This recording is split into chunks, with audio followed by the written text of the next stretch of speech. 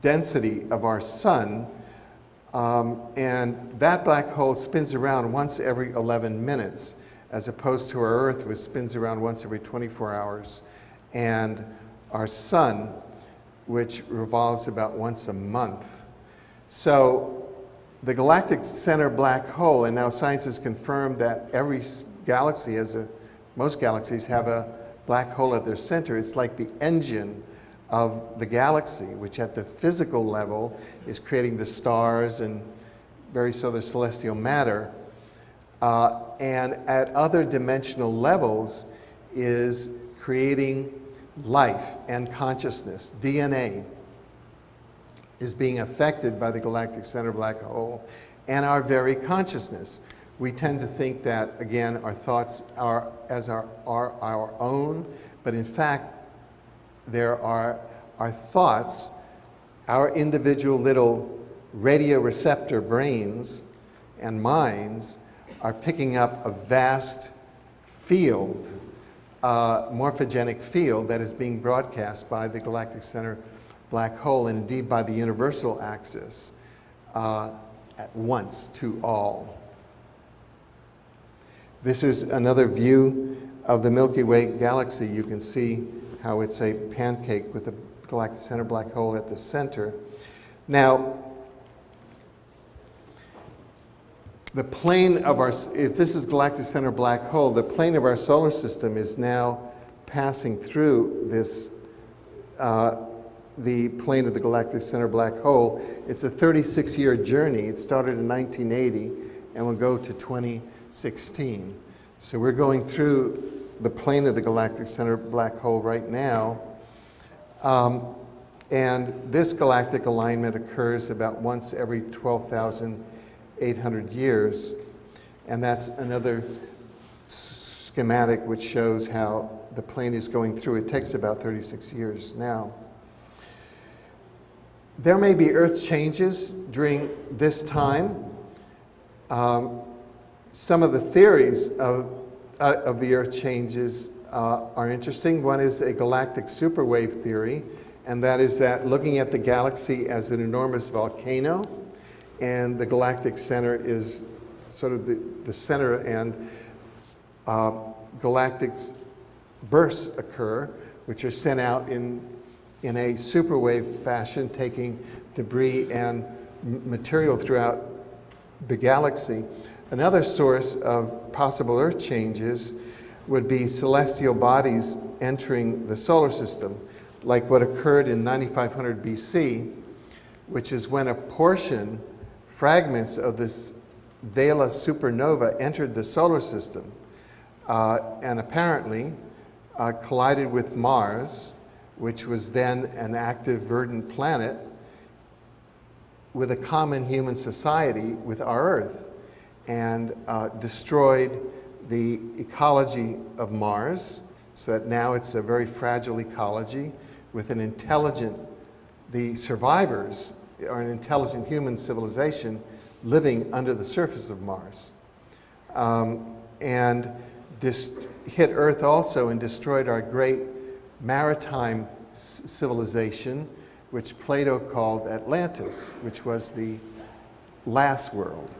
So we humans have gone through a very severe trauma in the last 11,500 years with the 9500 BC solar system catastrophe. And what writer Barbara Hand Clouse says is that one of the reasons why we have such genetic and embedded fear of impending catastrophe is we have catastrophobia, and it's the memory of the 9500 BC solar system catastrophe. That is, our future is going to be relatively stable. It's our collective psyche which is unstable. The galactic center black hole may have energy bursts which may change or flip or wobble the Earth. These are the possible sources. But again, we have to look at it within the lens of catastrophobia.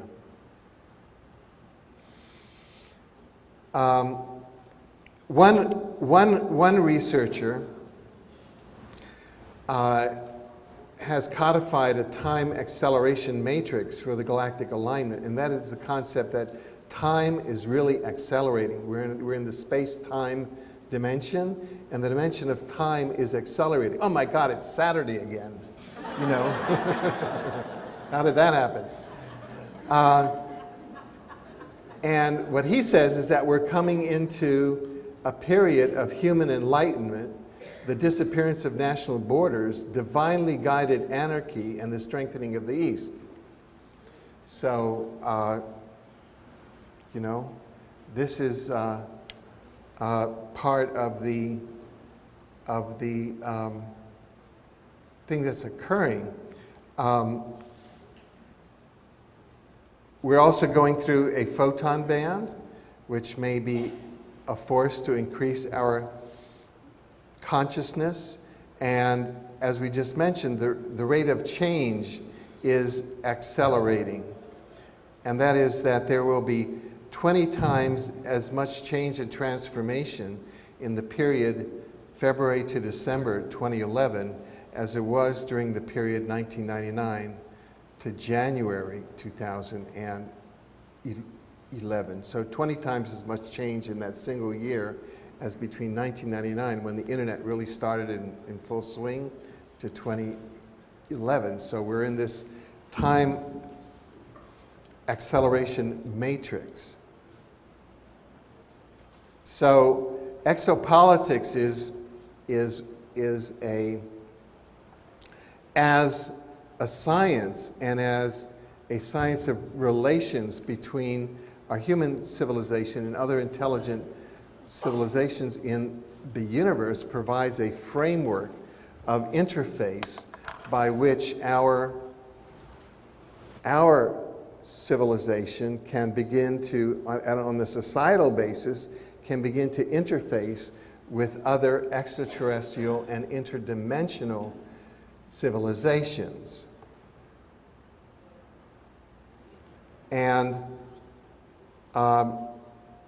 one can say, when positing the future, that the degree of conscious interaction and cooperation amongst human society and advanced ethical extraterrestrial civilizations will be a determining factor in a positive human future. So right now, there appear by the evidence to be a long-standing strategic relationship between the Martian civilization and the human civilization, at least in terms of US bases on Mars and Martians in the openly working in Hughes aircraft, as we have witnesses of that. My colleague Andrew Basiago in 1971, in the company of his father, who was a CIA contractor, met 3 Martian astronauts at Curtiss Wright Field in New Jersey, who were visiting on a liaison mission. And, you know, so that and so our task now is to make all of that, which is occurring in the covert world, in the subconscious, as it were, to bring it into public light. And that's part of the survival mechanism. And exopolitics is the conceptual structure that makes that possible. In fact, we can say that exopolitics may function as the new survival science for humanity. And here we have, for example, a crop circle pattern that seems to be the same spiral pattern as our Milky Way galaxy, suggesting that many of these concepts are being played for us in a multidimensional way. This is the time acceleration matrix for galactic alignment. Dr. Carl Johan Kalaman and Barbara Han-Clow have developed this, and it begins to show, by going through various eras of human history, how time accelerates. And for each of these periods, there are 20 times as much change in the next period. For example, in the national period, from 3000 BC to 17